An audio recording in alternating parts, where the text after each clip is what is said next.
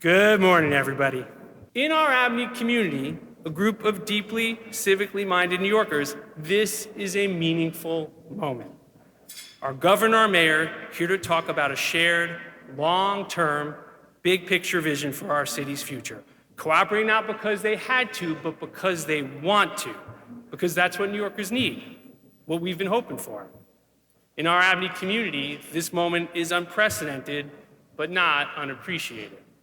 Now, don't get me wrong, Bill de Blasio and Andrew Cuomo up here would have made for a good show, would have been something to see, would have blown up ABNY TikTok. But it wouldn't have been especially productive for New York. Too often, we've had officials who didn't always march in the same direction or at the same speed. But today is different. Our mayor and our governor, they are different. They're here as partners, thinking creatively about our future, being boldly ambitious, and charting a path to get it done. I want to say thank you to Governor Hochul and thank you to Mayor Adams. We are honored to have you both here today and for what this means to New York. Today's breakfast is exactly the kind of forum ABNY was founded for. We are gathering at a clear inflection point.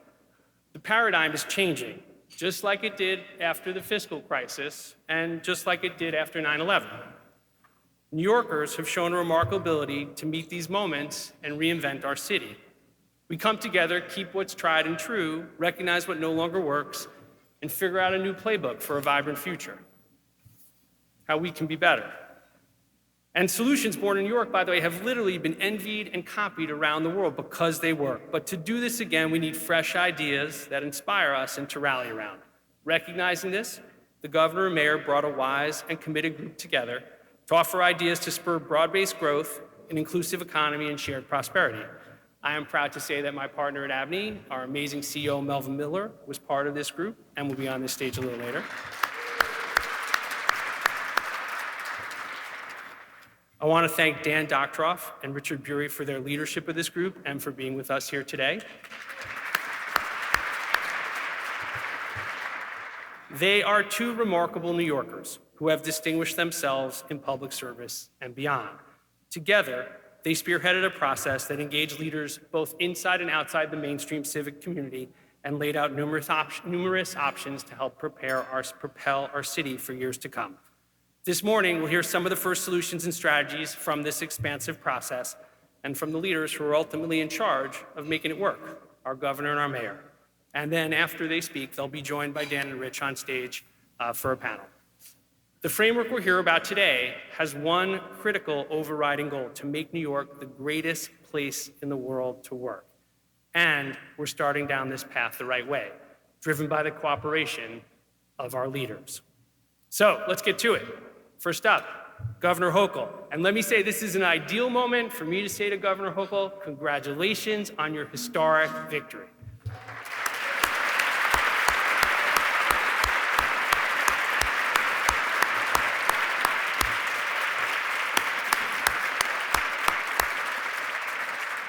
From bringing major new employers like Micron to New York, investing in one of the biggest renewable energy projects in our state's history, for championing our return to office, Governor Hochul has spent the last year focused on the big picture.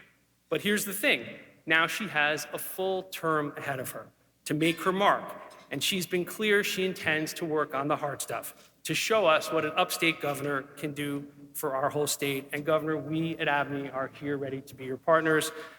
Ladies and gentlemen, please give a warm welcome to our governor, Kathy Burey.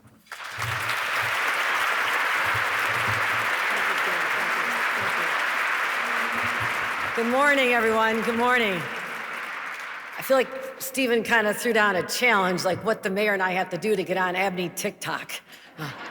We'll try to come up with something really clever throughout the process here today, but this is great. I'm so proud to be here today as your governor, but also as someone who lives and breathes New York and lives and breathes New York City. I have spent so much time in New York City.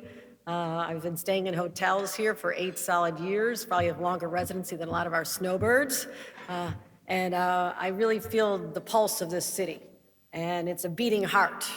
And I want to make sure that that heart never goes on life support, that we keep it beating strong. And that's what today's event is all about. So I want to thank Stephen for everything he does as chair of ABNY. Melva Miller, I've known her a long time throughout her other incarnations in government and in civic work, business work. I want to thank her for her leadership in this well. And of course, my partner, Eric Adams, who I'll be introducing in a few moments. And Richard Buery, thank you for stepping up. And Dan Doctoroff, I know you dedicate an enormous amount of time to this process. I also have a few of my members of my dream team here as well. We have the head of the MTA. Let's give him a round of applause. Jana Lieber. Hope Knight is here, the head of Empire State Development. Members of my administration, Karen Persicilli-Keogh, who everyone knows is the secretary to the governor, and many other talented individuals. So, you know, ABNY's always been here for New York since its inception. It was conceived at a very difficult time. It was born out of the financial crisis of the 70s. And a lot of people had given up on New York City at that time. It was real. We had fallen so far. People were leaving, crime was rising, and people thought the future was hopeless.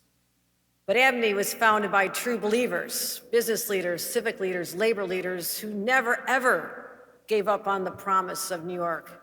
And today, my friends, it is that same sense of optimism that we harness and put to work to lead our comeback. Come a long way since the inception of ABNY, and we are not going back. Last year, when I spoke here, we were just coming through the throes of the pandemic. We thought we were starting to see the other side. It was November 18th. Well, little did we know that 10 days later, Omicron, another variant, would take us down, or at least try to. A lot of unknown back then. But as I said to you then, and I still believe this is not a moment to despair. It's a moment of great opportunity. And that pandemic is still with us. It really showed us the cracks that perhaps had been there. We know they were there all along, but they really widened and gave us a clear view of the challenges that were systemic: poverty, racism, different income levels. The wage gap is the largest here than anywhere in the nation. And they're just too hard to not look at and embrace. Perhaps we ignored them in the past, but no longer. It also gives us a chance to redefine ourselves and to finally fill those cracks and build a fairer, better, more equitable New York. So the pandemic caused us to rethink everything: how we work, where we work, how we get around, how we spend our time, our lives, and where our priorities are. We're truly not living in the same New York that we were back in March of 2020. But where are we? Where are we? Well, let's be real honest. After some positive trends for a while, we seem to have plateaued.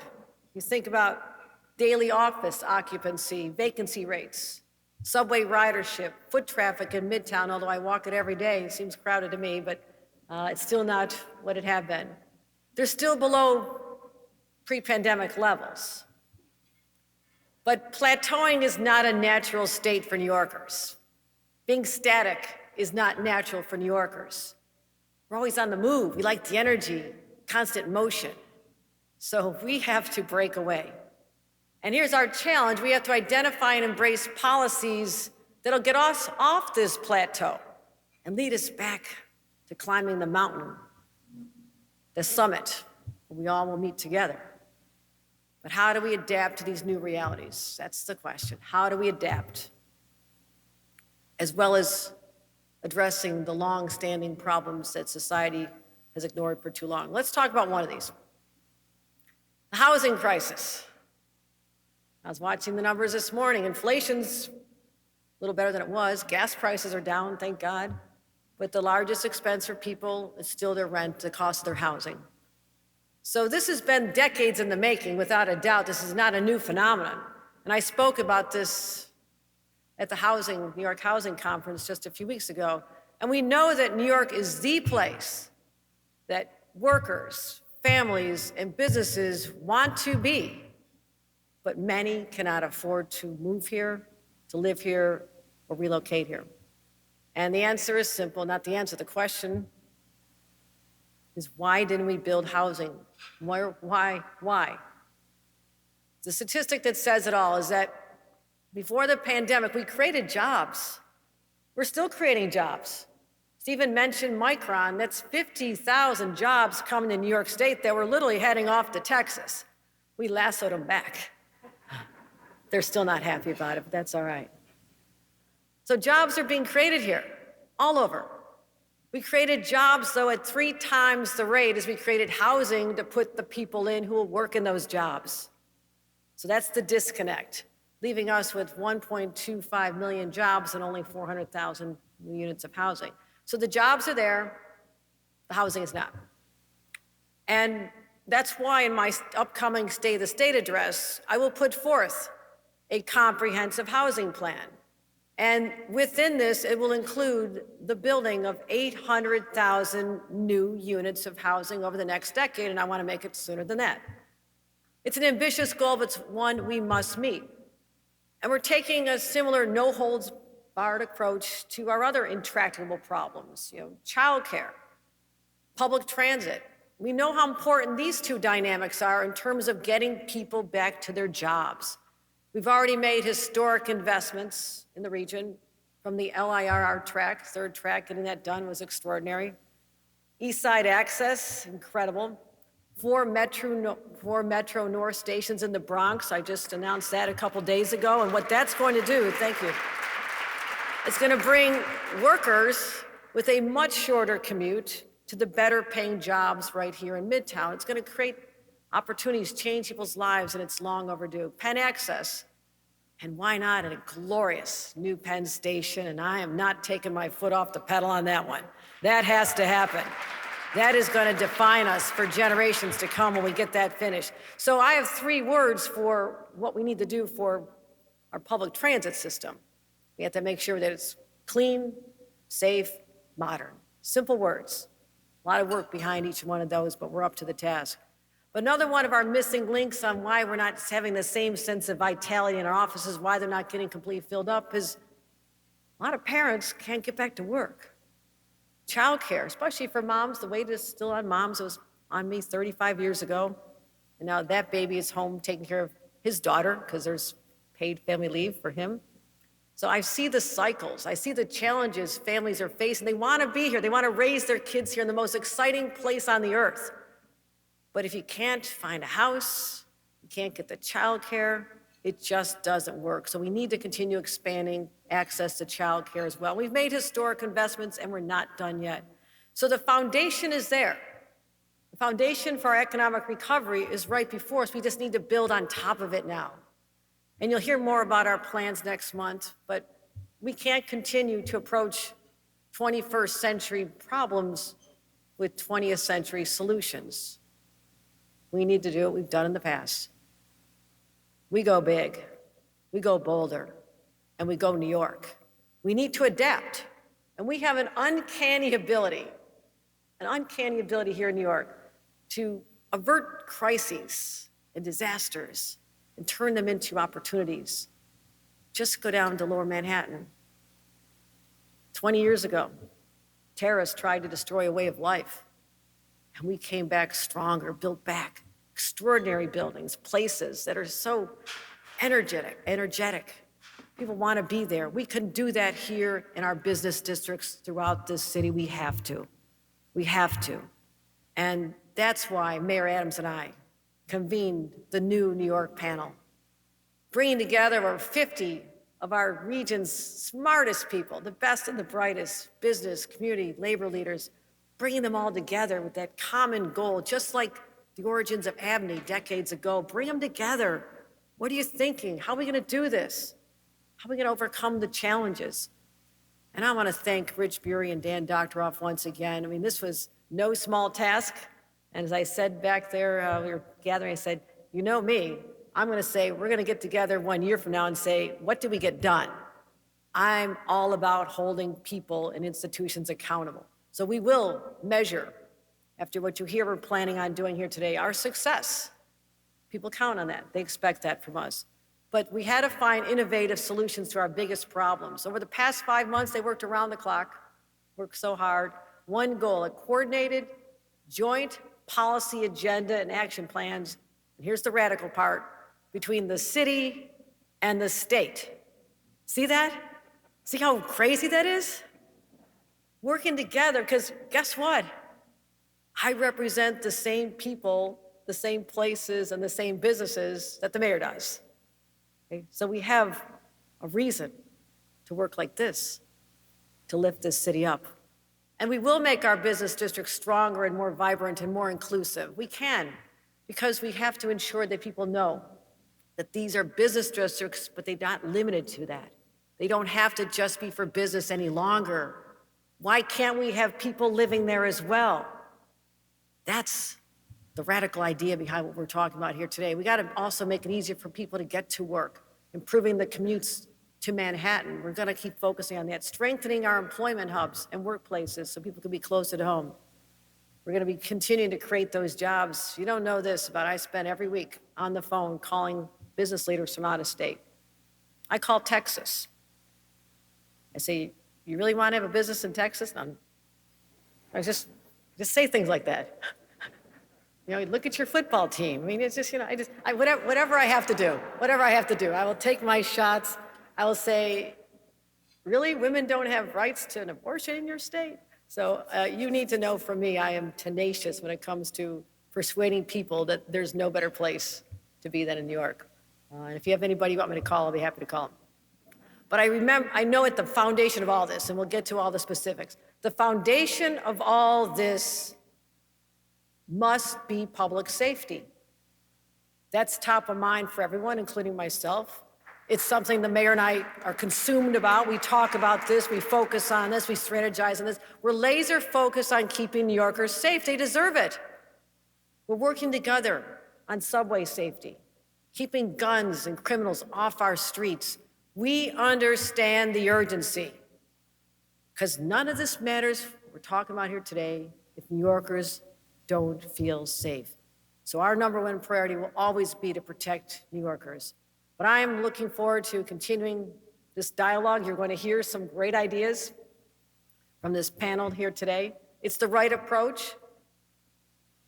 It's going to take all levels of government to implement them. And I won't sugarcoat this. I tell it like it is. I'm pretty straight talking. It's not going to be easy.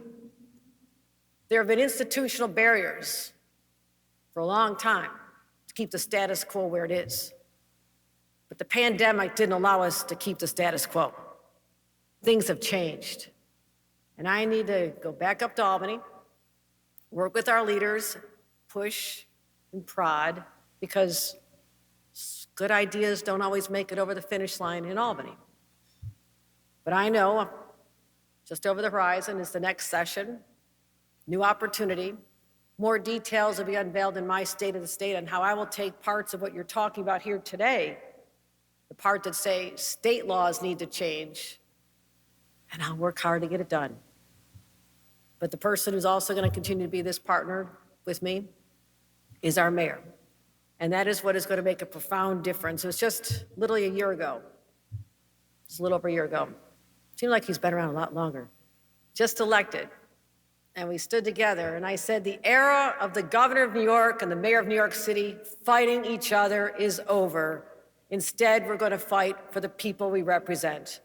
And we've deepened our relationship since that time. We've worked so closely on many joint initiatives, sharing ideas. And I feel like a little bit of an expert on relationships, having been married to the same guy for 38 years. It comes down to communication. The mayor and I talk all the time. Our teams talk all the time. We share ideas. And that is what's making the difference. And you'll feel that difference. And we don't need to get in the news for having this kind of fight. We're going to get the news for making this happen. Partnership, friendship, because that's how we lift them up. And I want to thank him for his leadership up until this date, but the way that today forward, we embrace this joint effort to lift up New York City to the greatest heights, because that's what we do, because we are New Yorkers. And I want to thank everyone on this commission, all of you here, for your time and your talents. We're not done yet. We're just getting warmed up. Thank you very much. With that, let me bring up the mayor of New York City, Mayor Eric Adams.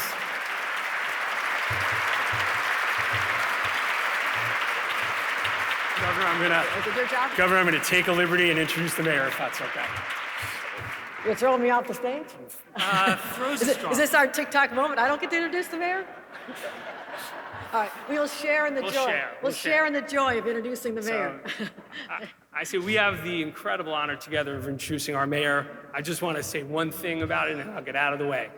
About 6 months ago, the mayor stood on this stage this past June and talked about his vision for a city of yes. Government that embraced a simple premise, but an essential one that growth is good. And earlier this month, he announced a big down payment on that promise with a slate of reforms to speed up new housing construction all across the city. Mr. Mayor, thank you for that. It's a big deal.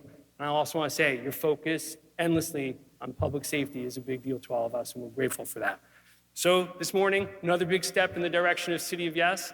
Ladies and gentlemen, please welcome Mayor Eric Adams. Thank you so much. And this amazing all-star lineup that we have of New Yorkers that love this city. I want to thank Dan and Rich. And really, sometimes we don't know the individuals behind the scene who put things together. And I just want to thank Julie Stein and please just give her a round of applause. And as my good friend and Canarsie kid, Frank Carone, is cycling out of the administration with the amazing Lorraine Grillo, my new team of leadership, I want to thank them. Incoming First Deputy Mayor Sheena Wright, my Chief of Staff Camille, and Ingrid Lewis-Martin. And I cannot say enough, for some people, they sort of make it in a cosmetic way, but what you are seeing with the governor and the relationship is a real one. I like her personally as an individual. I like her as a leader. I like the fact that you can sit down and have a real conversation, and you don't have to agree. That's the real indication of how well you're doing, that even when you disagree, you're able to be a deep listener and seek to understand before you're understood. And we're able to do that. This is an amazing moment for our city and state. And we often talk about, and we're going to get into the conversation about the significance of our central business district being the engine of our city and state. And, many people don't know, but in my younger years, I was an auto mechanic. And if you have cylinders in your engine, no matter how fine that engine is, if those cylinders are not aligned, if they are missing and they're offbeat, the car is not going to produce the product that you deserve. Let me get that for you.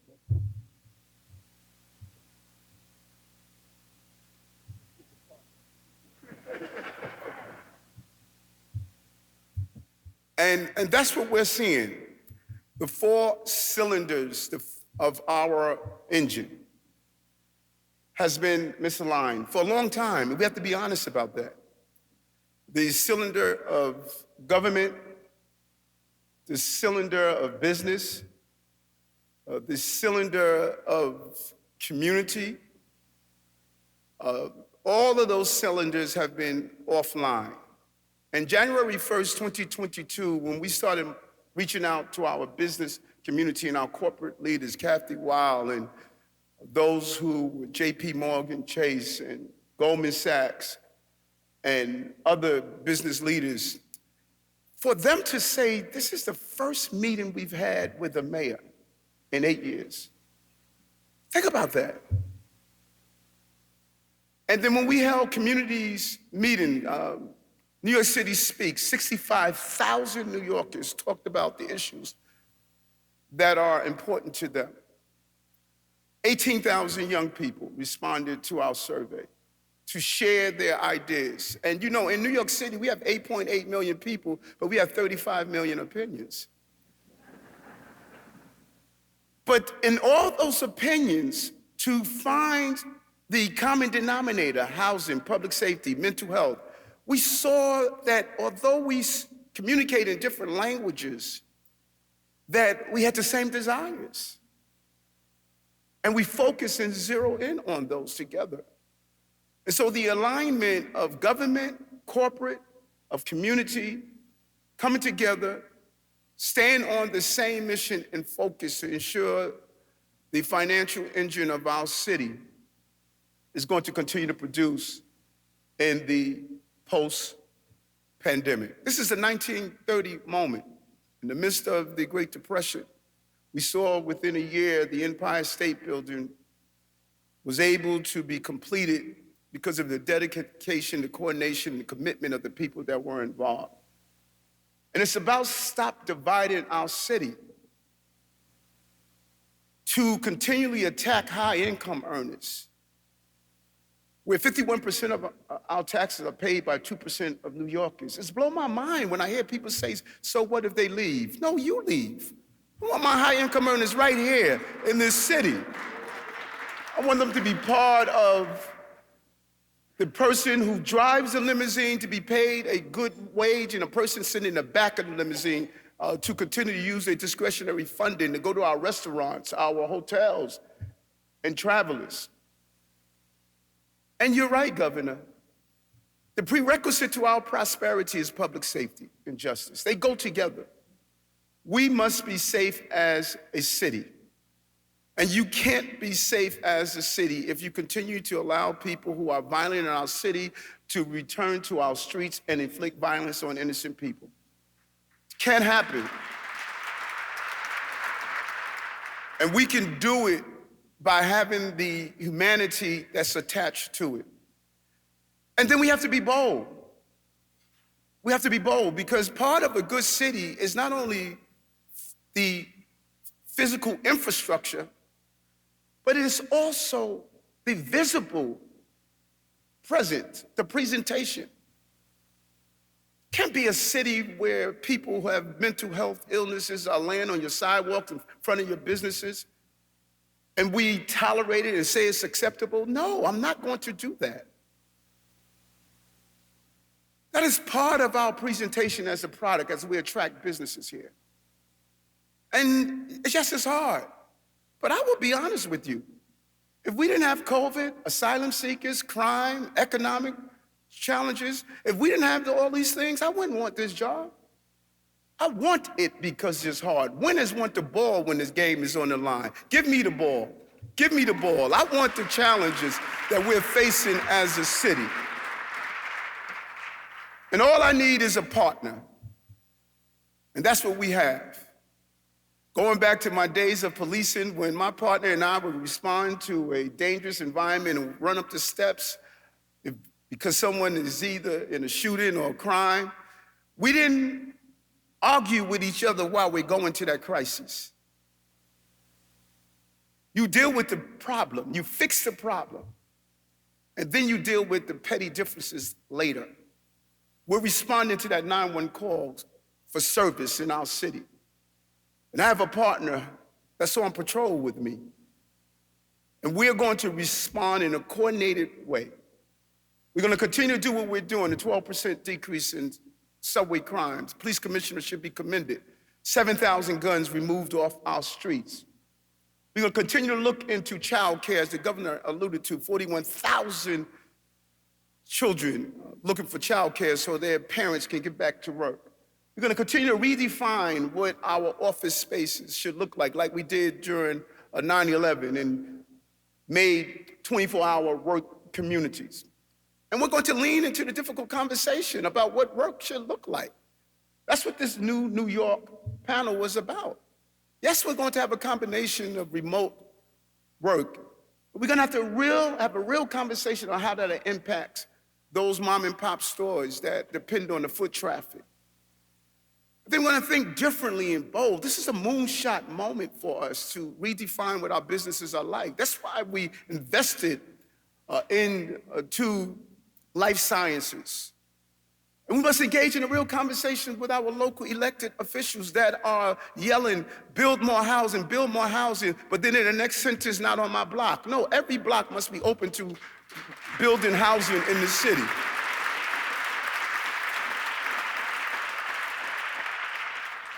And then we must do something else.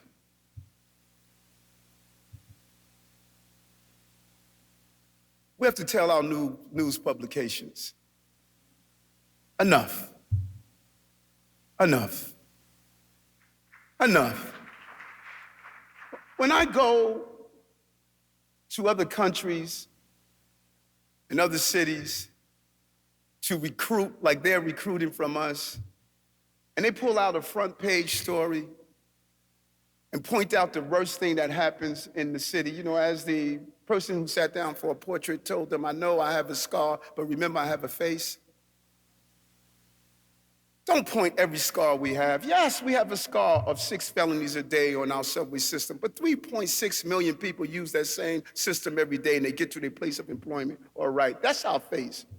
Our face is that we're leading the major hotel market. We're number one out of the 25 major hotel markets in our city. We're number one. 56 million tourists come to this city, predicted 65 million next year. We have a face, New York.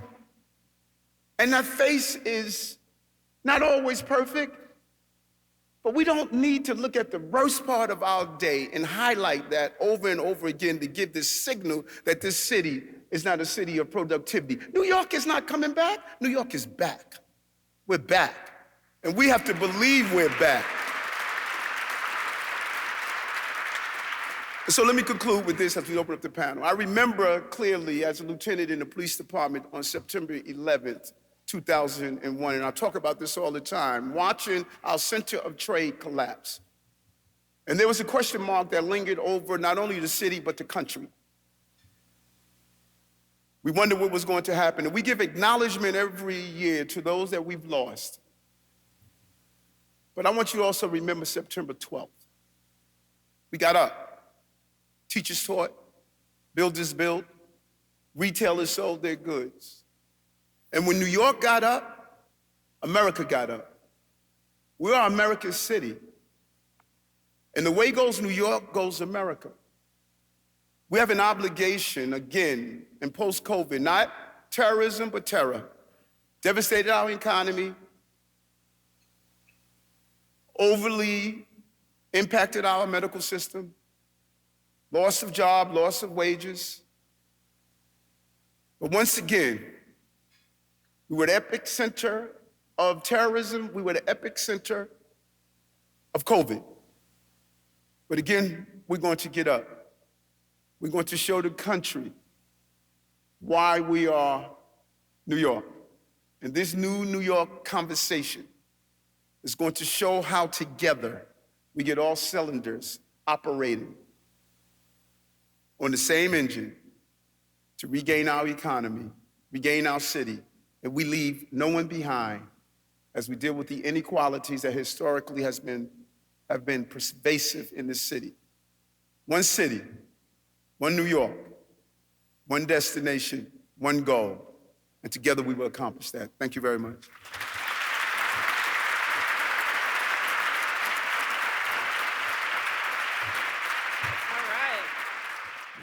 All right, we're going to jump right into it. If I can have Dan and Rich join us on the stage, that would be amazing. Governor Hochul, Mayor Adams, thank you so much for convening this panel and for investing so much in New York City. Under your leadership, we know we will have amazing results. So let's jump right into it. This is the recommendations that the panel put together, and this question is really for Rich and Dan. Thank you so much for co-chairing this all-star panel of veteran New Yorkers who have been doing this for decades. And I think that this report shows that there has been amazing results from this. Can you walk us through the plan? What are some of the major recommendations in this document? Well, sure. Thank you, Melvin. And good morning, everyone. It's great to be here with you. First of all, I would encourage everyone to read the plan. We're not going to begin to go through all of it in detail here, but I guess I would start by saying, when we accepted the call to do this work 6 months ago, us and the other members of the panel, we understood that it was a big challenge ahead of us. Obviously, we're all living through the challenges of the last few years, and we all seen how the pandemic really fundamentally shifted the way we work and live in this city. And clearly, we all understood that those impacts were not equally felt in every part of the city. that whatever challenges we felt in some neighborhoods in the South Bronx and East New York and other communities, the impacts were twice as devastating. People dying at higher rates, people more likely to be out in the front lines when other of us had the luxury of working from home. So we sort of took this very seriously. And as the mayor and the governor both said, you know, this is a city that, this is not the first crisis we faced. You know, if you look back in the history of the last 100 years, world wars, a depression, 9/11, of course, Hurricane Sandy. If there's anything that marks New York City that makes us who we are, it is truly the ability to adapt and rebound from these challenges and to rebuild. I mean, that is sort of what makes us us. But we also realize that after those prior crises, as the city rebuilds and as opportunity develops and as growth happens, that growth is not always equally distributed. Not everyone has had access to the recoveries that have followed each of these crises. So one of the central elements of this report, if you go see it, you see a real anchor in equity. It's not enough for us all to come back, for the economy to come back. We have to make sure that every community has an equal share in that renaissance. So that's sort of part of what's anchoring our report. The other thing that becomes very clearly when you think about these challenges, you know, our charge, of course, was around the city's central business districts and how to rebuild those districts post the pandemic. But what becomes very clear is that you can't have a strategy around the central business districts without having a strategy for the city and for the region, because those districts are part of an ecosystem. And so very quickly, we as a panel realized that our scope had to be broader than the initial direct charge. And so those are the ideas that really drove our work forward. There's sort of a three-part formula that anchors our work. So the first is reimagining New York City's business districts as vibrant 24/7 destinations, especially Midtown and Lower Manhattan. Just the idea that in a world where one of the transformations that we've seen in our economy is that people don't necessarily have to come back to those neighborhoods, just as you all were describing. But if people don't have to come back to the neighborhoods, then our charge is to say, how can we make those be neighborhoods that people want to come back to? How can we create and reimagine Midtown as a vibrant 24/7 community where people not only go to work, but where people go to work and play and live? And so many of the initiatives here are really centered around that idea. The second is that we have to make it easier for people to get to where they're working. Now that's true whether you're commuting from a suburb to Midtown, and surprise, surprise, the data shows that people don't like long, dreary commutes. I don't know if we needed the data to tell us that, but certainly that's what the data told us. So one, we have to make commutes easier. We have to make it easier for people to come to Midtown, whether you're coming for work or play. But also, if you're working at one of the emerging and growing hubs, business hubs in the outer boroughs, places that in some ways have done really well over the past 2 years, make it easy to work there and to live there and make those places more accessible. But even if you're working from home or working near home, if you're one of the New Yorkers who have access to a hybrid work environment, making it easier to work from home, thinking about libraries as places for remote work, making sure that people have access. So wherever you're working, wherever you're getting it to, making it easier to get there.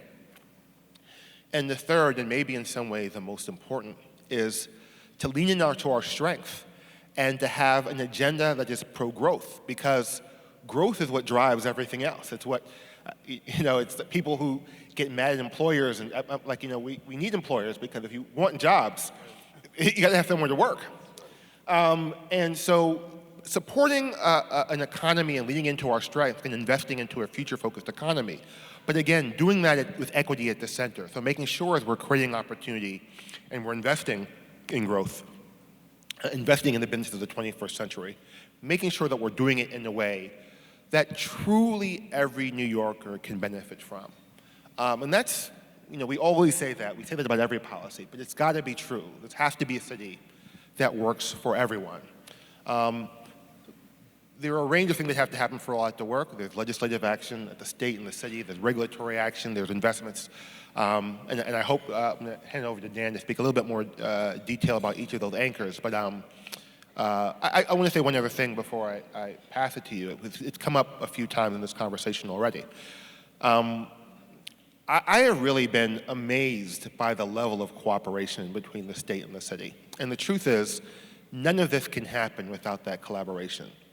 It obviously starts at the top, but you all should know it goes down to your teams. The collaboration among your teams at the state level and at the city level has truly been extraordinary. And more than anything else is what gives me hope about the ability to actually act on this ambitious agenda. It's knowing that we have teams in Albany and City Hall that are actually committed to working together to make it happen. And for no other reason, it's been a blessing and an honor to be a part of this work. Dan? Before I get started on talking more specifically, I do want to echo what Rich just said. You know, it's been 26 years since I first started the Olympic bid here. And I have never, ever seen the level of collaboration at all levels that we have seen here between the city and state. And what you will see if you actually read the 159-page report with 40 specific initiatives that have legislative plans, regulatory plans, space-related plans, all specific enough to get going, is the fruits of that collaboration. And so we said, you know, we've both been in government. We know it's really hard, but at a critical moment in time, which we are at today, where we can either take a step back or we can take a leap forward, as we have done so many times in the past, the foundation of cooperation is so critical, and I have never seen it before. So it's a testament to the mayor and the governor and their teams. It's really pretty remarkable. So we're not going to go through all 40 initiatives here, but I want to elaborate a little bit on the 3 goals and the strategies that you'll read about when you read the report. And then Rich will come back and talk a little bit more specifically. So the first strategy, as Rich said, is rethink our business districts reimagine our business districts as vibrant 24/7 places. And in order to do that, we have to do several things. Number one, we gotta make it easier to convert commercial space into other uses. That's absolutely critical. And you'll see in here specific plans to do that. Secondly, what we have to do is we've got to make the central business districts, we've got to dramatically improve the quality of life in them. And that includes sustainability, it includes sanitation, it includes road safety, and other aspects. Because at the end of the day, we want people to come to these places, and they're not going to come unless they're great actual places to come. In order to do that, in order to make them more vibrant, another critical element is making them great places in and of themselves. So Midtown, for example, which is where we have the biggest problem, you don't see a lot of public space in there. So there is a very specific plan to dramatically improve the public spaces in Midtown. But that'll take time, and in the short run, what we also have to do is we've got to make these places fun to go to. And we can create in the short term by doing things fast and spontaneously, we can actually provide reasons for people to come. So that's 4 main strategies for creating these vibrant 24/7 places that is particularly important in Midtown and I'd say secondly, Lower Manhattan. Let's turn to the second goal, make it easier for people to get to work. How do we do that? Well, the first thing we got to do is we got to provide better mass transit options for people. The commute is too long and too painful, and we have been working extensively with the MTA, and I have to commend Jano Lieber and his team on a whole series of options in order to make that happen. A second piece of it is in order to make some of those options more feasible, we got to get some cars off the roads.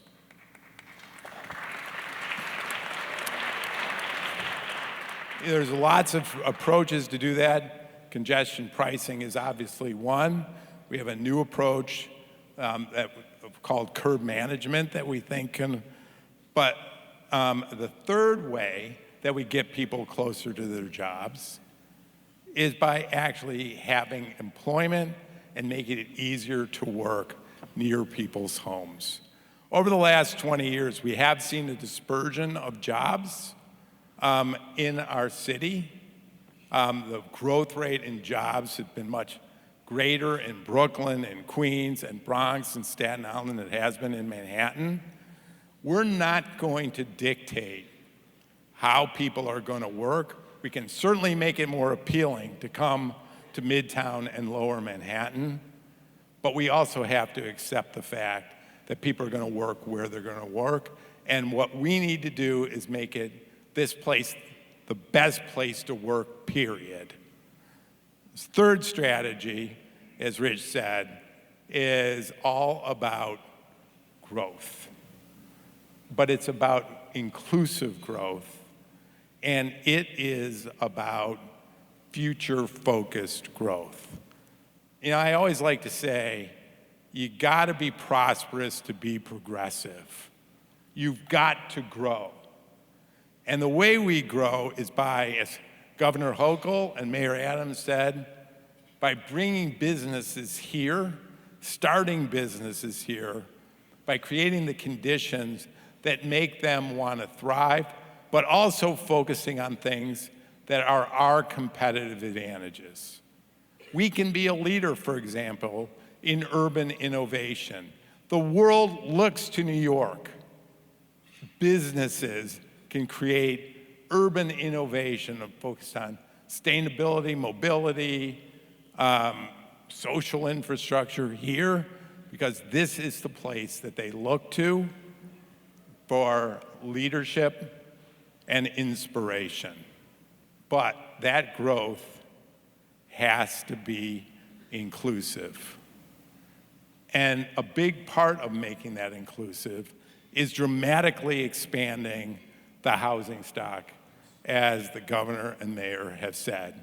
We have a goal of getting to 500,000 new units in New York City alone over the next 10 years.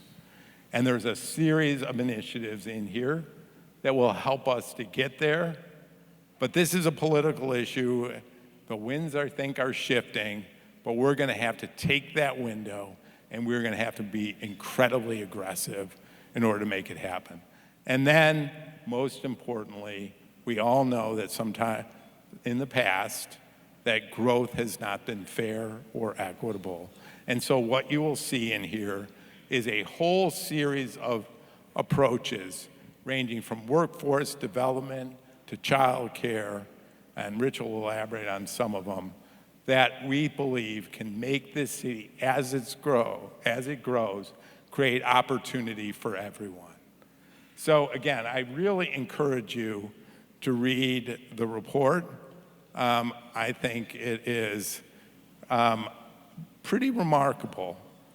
We got to execute on it, but we're at a very good place right now. Rich? Yeah, I'll just be brief and then I want to get to the conversation. Again, the details are all in the plan, but one thing I will say is that one of the things the governor spoke about is being accountable, and one of the ways to be accountable is among those 40 ideas, 5 big ideas that we want to make sure that we are in some ways prioritizing and paying a down payment on. So one is, that we've talked before, is about making it easier to drive the reuse and redevelopment of outdated midtown office buildings, whether for housing or for making it easier to use those spaces for other types of economic activity. A big set of priorities there, and those are the one things that we're going to be making sure that we're pushing on in the first few years. Secondly, we already talked about housing, a set of initiatives designed to reduce barriers to radically improve the growth of housing, including affordable housing throughout New York City. A third is around the public realm. So many of the priorities described in the plan are really about, again, everything from taking cars off the roads to making communities neighborhoods more walkable, including Midtown. One of the commitments is to create a position, director of the public realm in City Hall, to help coordinate a range of activities and planning activities so that some of the dreams described can come to reality.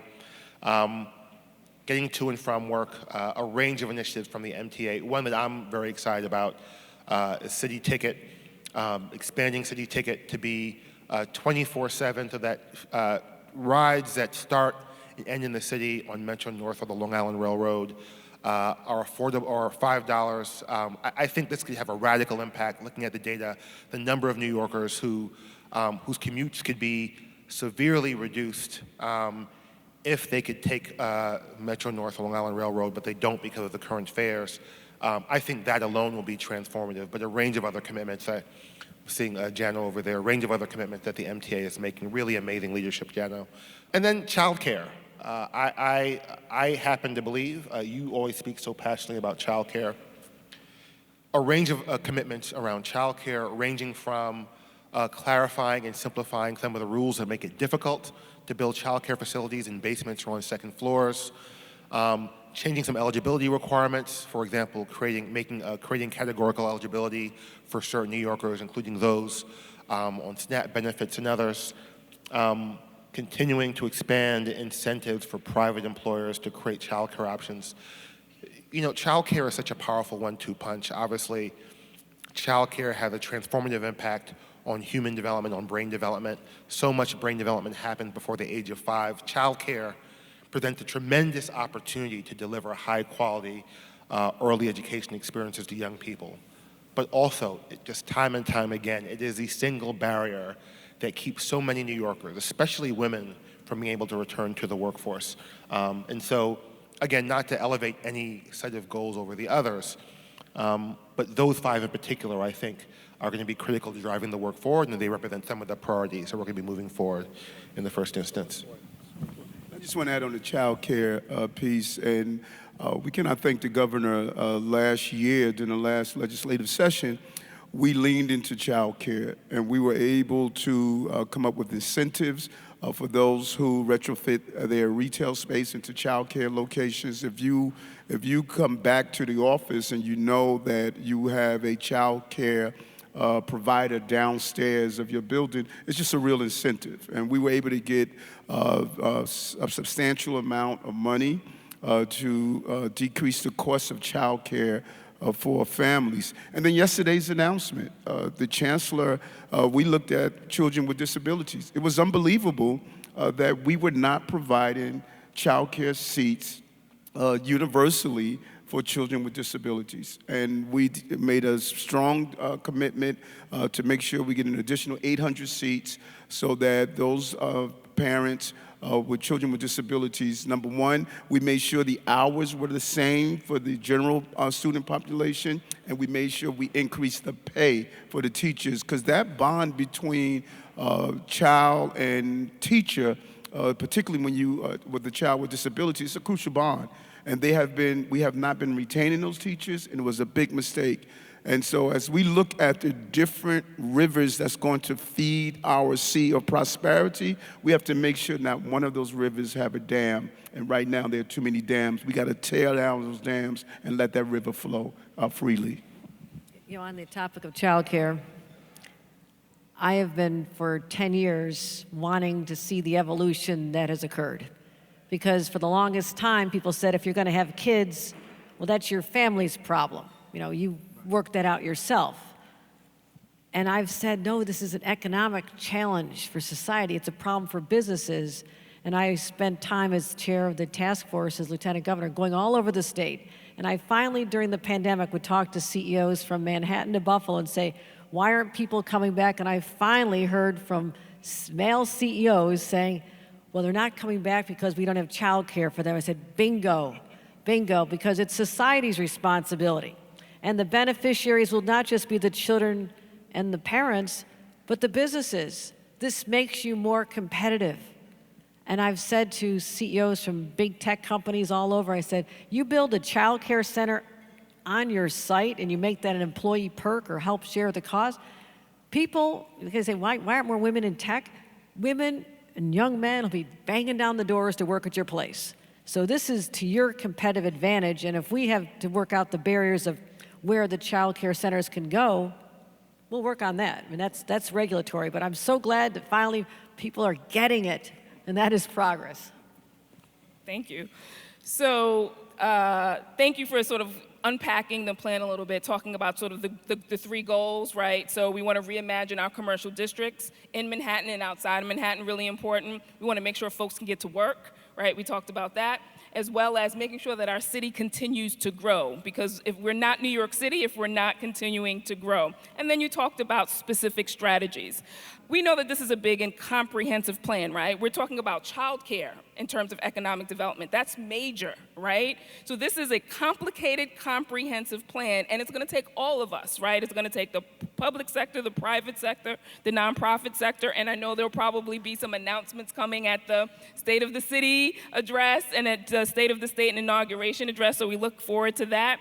But I want to set the stage for that, right? I want to set the stage and unpack some of the challenges that this plan is really solving for. If you can just really talk about, and this is for everyone on this panel, right? Dan, from your experience, you talked about the Olympics and sort of that comprehensive planning process. Rich, your experience in administration, standing up pre-K, and I mean, that was major. And Governor Hochul, I mean, you know, you were the governor of the best state in the nation, and Mayor Adams, you are the mayor of the biggest city in the nation. From your perspective, can you talk about, and best, right? Could you talk a little bit about what this plan is solving for? If we can unpack some of the issues and challenges from your specific experience, that would be great. Well, there are a lot of challenges that we have. Governor Hochul named a number of them. You know, if you look at just the statistics, foot traffic in Midtown and downtown is down significantly. Retail spending in Midtown and downtown is down significantly. Restaurant and bar revenue is down across the city substantially. Lease rates or occupancy rates for commercial space are down, they're double the historical average over the last 25 years, and probably only going to get worse. That, by the way, has huge implications for our tax base. I think in 2022, and this is phased in over time, the revenues from commercial office space is down $384 million, and that's only going to grow unless we reverse these trends.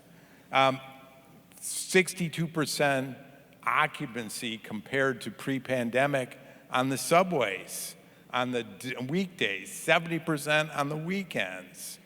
You know, so, and by the way, as the governor said, we're stuck at roughly 47 to 50% of people coming into the office every day. So we know the world's going to change. We don't know exactly how it is going to change. And what this plan does is it says, yeah, the focus initially was on our business districts, our central business districts, or, by the way, business districts around the city. But in order to address these issues and to address the problems that exist in the businesses, we have to think comprehensively. We want to give people the best options they can. We want to make New York the best place to work, period. But in order to do that, New York has to be the best place, period. And this plan is designed to dramatically accelerate that. Just at a granular level, when I walk through Midtown and I see buildings that are only 40% occupied. Now, back in 2020, 2021, 2022, I was like, well, they're going to still come back. I never gave up. But at some point, you have to deal with realities. I don't want to head into 2023 to 2030 and say, boy, I wish we had done something sooner. So let's not let a situation deteriorate, because it just takes creativity. Take the same building that is 40% full. I'm looking at, can people live there? Can there be a child care center there? Can there be a nice restaurant? Can we have co-working space? Can we just use something creative? Have a tech hub, bring in dorm housing for students. I mean, there's a million things we can do, but I guarantee there's a barrier, a law or regulation that says, no, you can't. And there'd have to be financial incentives, because the conversion of office space, commercial space, into residential, putting in all the bathrooms and the shower, it's expensive. So we can't just sit in here in la-la land and hope it happens someday.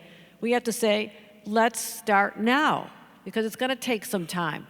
That's how you allow people who work in our buildings, whether they're making a big salary or they're working at the hotel check-in desk where I'm friends, first-name basis with everybody because I've lived there for 8 years. I mean, these are people who don't want to have to commute in. They'd love to work and live in the same place. And we have this window of opportunity that if we seize it with the boldness that's required, we can get it done.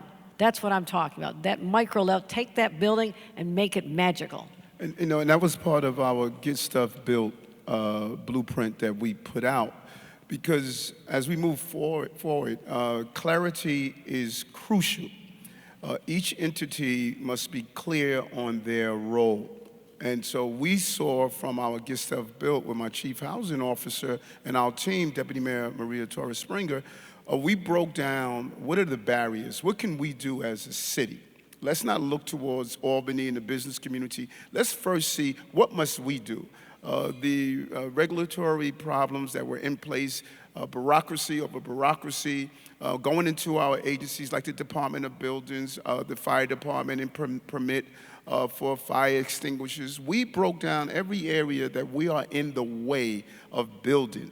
And then we put a real blueprint together for Albany and stated, here's what we need on the Albany and the federal level. Everything from bonding to bond increases and to just making it stop being so difficult to build in New York City and be creative and look at this landscape differently. And the partnership of seeing what we must do on the city level, what we must do on the federal level, and what we must do on the state level. And then the opportunities are here.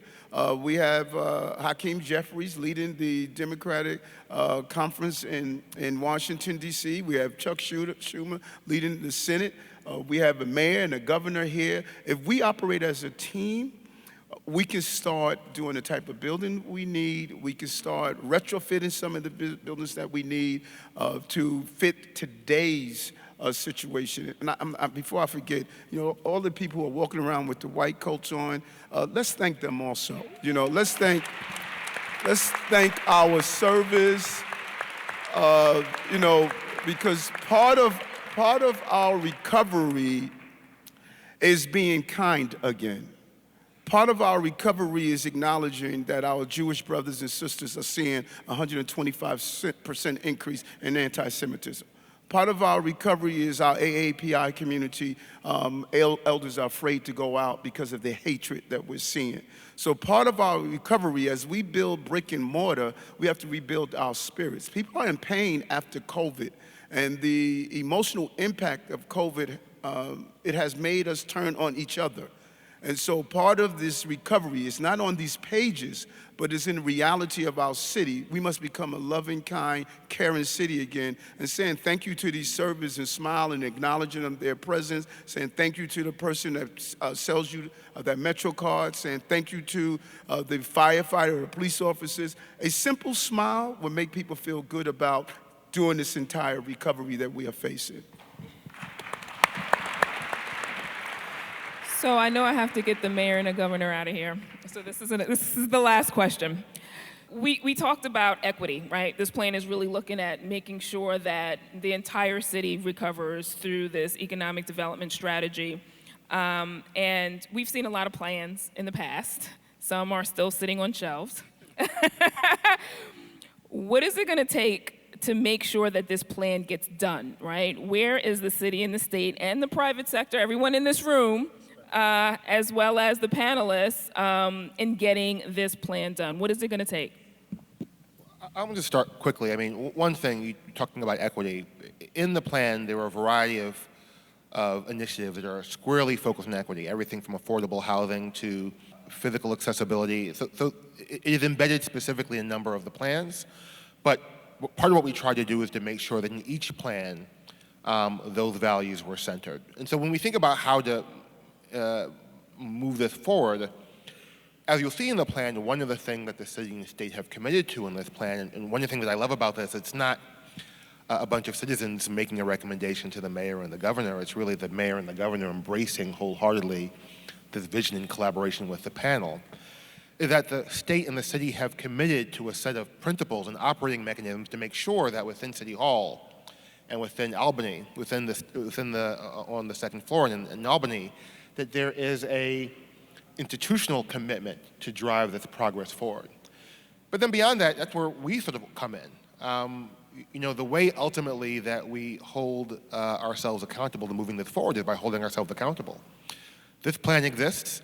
I will speak for the panelists because I know we've all spoke together that although this part of the work was done, this is probably the easiest part of the work. Like you say, it's pretty easy to write a plan. This is a good one, but relatively easy to write a plan. I know that all of the panelists are all committed to continuing to both partner and pushing legislatures in Albany to make sure that the legislative agenda moves forward, holding the mayor and the governor accountable, and I know you welcome, to make sure that we actually move these things forward. Like anything else, we're going to do it because we're going to do it. As you were just saying to me backstage, you were the governor, but you were the governor are still one person. You need an army behind you to help push through the things that matter. And so I hope as we all read it, we all find ways to sort of find what resonates with us, what embraces with us, and then as business leaders, as civic leaders, to make your voices heard over the coming sessions to make sure that these plans move forward in the way that we designed them to. That's so true. And writing a plan, as you stated, is the easy part. Execution. How do we execute? How do we gauge each week, each month, each year? Are we moving towards our targets? Where do we need assistance from? The governor and I can't be the only two people who are navigating and lobbying our city lawmakers, our state lawmakers, our federal lawmakers. We all must be a part of it. Historically, you can't be a detached spectator on this one. We all must get on the field together. And so as we execute this plan, it is imperative that the entire team, it becomes part of the conversation. We need to read it. We need to look at, okay, what is our role in the plan? What am I supposed to do? We must do a self-reflection. Are we doing our part? And business, government, community, nonprofits, if those four cylinders are operating together, we can move this engine forward. And we cannot ignore the panelists on both sides, those who have sat down, spent hours going over this. These are New Yorkers. We love this city. We love this city, and we're not going anywhere. And those who decided to leave, my heart breaks for them because they're going to come back. This is New York City. We are resilient, and together we can execute this plan. The new New York. We're going to build on our success. And I understand, well said, Mayor. There's always cynicism because, well, one more group of people coming up with a plan, and are the shelves big enough? I could go stack that on top of all the other decades of plans, well-intended plans, but never executed. I've been an elected official since 1994. I have overseen master plans in towns. I've been in charge of the execution.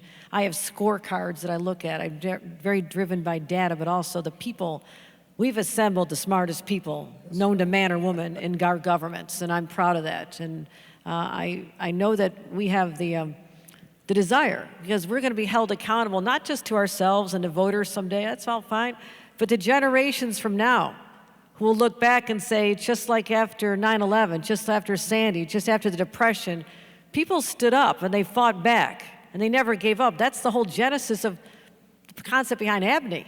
So we're going to keep at this. And we'll come back a year from now. I'm going to make a date with the mayor. We're going to see you here, right here. Let's bring it out here and talk about our successes, where we failed, why we failed, and how we're going to try again. I mean, that's what you do. You keep moving the ball down the field no matter what. And we are the type of leaders who will get that, because we have this sense of urgency about it, because not just people in this room, but there's an entire city waiting and counting on us, and we will not let them down. We're going to hold you to that. A year from now, we're going to reconvene. Dan, Rich, Governor Hochul, Mayor Adams, thank you so much for gracing the ABNY stage today. Thank you so much for all the work that you've done on this plan and your commitment. We know that it's not going to be easy, but we are all dedicated to making sure that it happens. And thank you for all that you do for the city that we love and the state that we love. Thank you.